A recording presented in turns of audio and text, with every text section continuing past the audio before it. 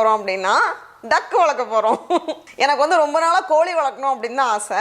ஆனால் வந்து நான் சொல்லியிருக்கேன், இங்கே வந்து இந்த கம்யூனிட்டியில் வந்து நம்ம இந்த மாதிரி எதுவும் சத்தம் போடுற இதெல்லாம் வளர்க்க முடியாது. ஏன்னா பக்கத்து வீட்டுக்காரங்களுக்கு தொல்லையாக இருக்கும் அப்படின்ட்டு அவங்க வந்து ஏதாவது கம்ப்ளைண்ட் பண்ணிட்டாங்க அப்படின்னா நமக்கு வந்து ஃபைன் போடுவாங்க. அப்புறம் அந்த எல்லாத்தையும் எடுத்துகிட்டு போயிடுவாங்க.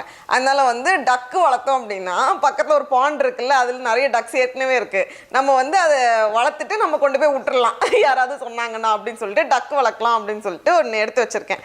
இன்குபேட்டர் பண்ணுறதுக்கு பொதுவாக நமக்கு வந்து நிறைய திங்ஸ்லாம் தேவைப்படும். தெர்மோஸ்டாட் அதெல்லாம் வேணும். நம்ம வந்து கொஞ்சம் லோ பட்ஜெட் இன்குபேட்டர் பண்ண போகிறோம். அதனால நான் வந்து என்ன எடுத்து வச்சுருக்கேன் அப்படின்னா ஒரு கார்ட்போர்ட். பொதுவாக ஒரு ஹை வாட் பல்ப் பயன்படுத்தி தெர்மோஸ்டாட் வச்சு டெம்பரேச்சரை வந்து அதுக்கேற்ற மாதிரி ஆன் ஆஃப் பண்ணி அட்ஜஸ்ட் பண்ணிப்பாங்க.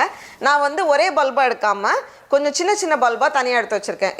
இதில் வந்து நம்ம வச்சோம் அப்படின்னா இந்த சைஸ் பாக்ஸ்க்கு இந்த 3 10 வாட்ஸும் ஒரு 5 வாட்டும் சரியாக இருக்குது. இது வந்து அப்படியே 38 டிகிரி செல்சியஸில் மெயின்டைன் ஆகும். அது மாதிரி நம்ம வந்து இன்னும் பெரிய பாக்ஸ் எடுத்தோம் அப்படின்னா இன்னும் நமக்கு வந்து நிறைய லைட் சேர்க்குற மாதிரி இருக்கும், எக்ஸ்ட்ரா லைட் சேர்க்குற மாதிரி இருக்கும். ஆனால் இந்த பாக்ஸ்க்கு வந்து இது போதும்.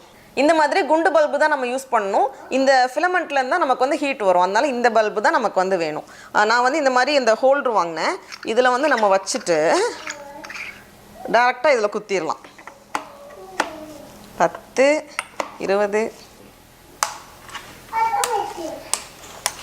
ஓகே, ரெடியாக இருக்குது. இப்போ இதை வந்து நம்ம இந்த பாக்ஸில் வச்சுட்டு ஃபிக்ஸ் பண்ணிடலாம். மேலே